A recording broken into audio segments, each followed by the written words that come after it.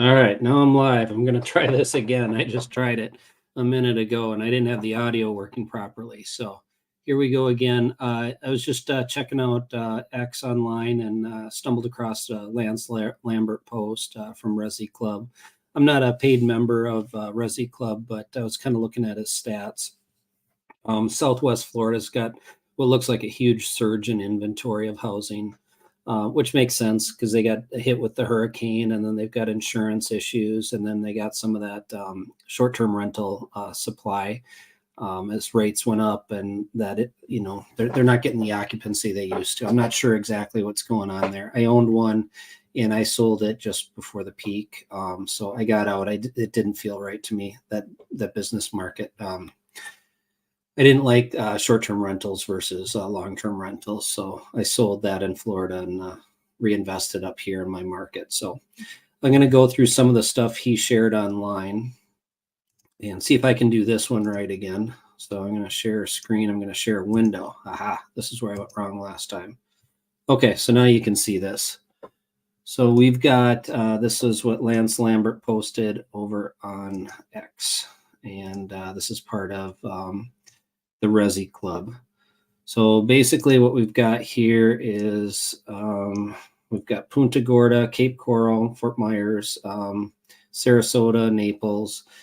We've got 149% increase over in Punta Gorda, 103% year over year over in Cape Coral, Fort Myers, and 81%. Sounds pretty drastic. I don't know what that equates to as far as overall inventory.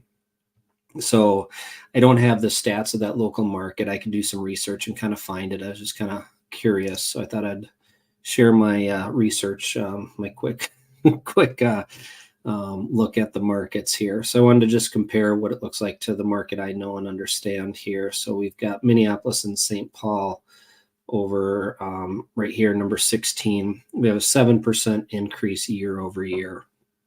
So when I go to the Minneapolis Association of Realtors stats, this is what I use for my local market.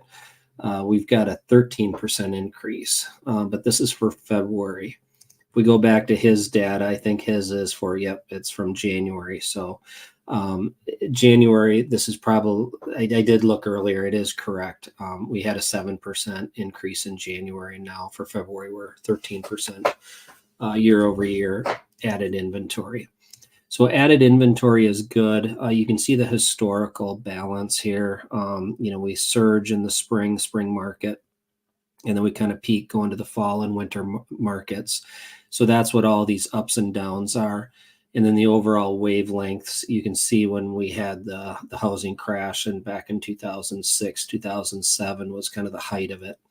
In 2008, it took us a number of years to burn off that excess inventory.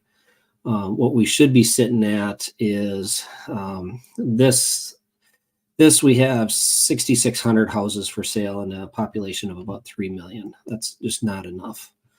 So if we kind of look at what we had for new listings year over year, we're up 35%, 34.5%. Pending sales are up 13%. Obviously, when we have more inventory, we've got a lot of pent-up demand. People waiting for the inventory, and then we need inventory in the right price brackets too. So if you break this out by price bracket, some of that lower price point is really hurting. So the days on market is going down, not up.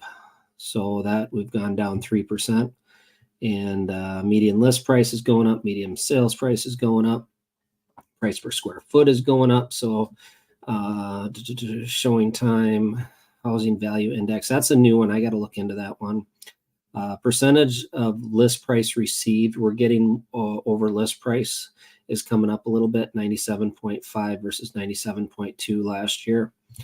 And the inventory of homes is coming up, which is good. We're desperately in need of inventory. What I wanted to hit on was month supply of homes for sale, 1.8 months of homes for sale.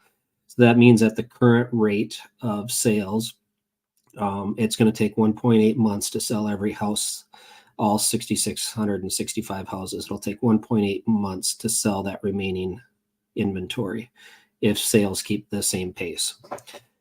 So what we want to see, that number is sitting around 4 to 5 months supply. I think they call 5 to 6 months supply a balanced market. Balanced market is buyer and seller each have kind of the same position. If we're under that 5 month supply, we can't build houses fast enough to replace them. It takes about 5 months to build a house. So that's kind of where they come up with that 5 month supply. Right now, we're under 2 months supply. That's extremely low. So as long as that inventory is going to be sitting that low, we're going to see price increases. So just with added inventory that's healthy, I want to see that get even more. So that's positive that we're climbing up in inventory more than last year, but it doesn't mean that we have enough inventory yet. So that's just kind of what I wanted to address. The numbers sound like, oh my gosh, if you read we'll call them the crash bros out there, it sounds like we're being flooded with houses and we're going to see price drops. I don't think so yet.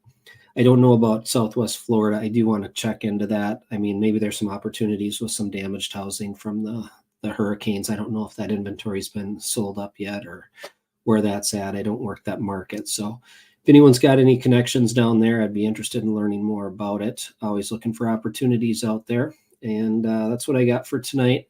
I did notice driving today that the gas prices shot up. Holy cow. I wasn't expecting that.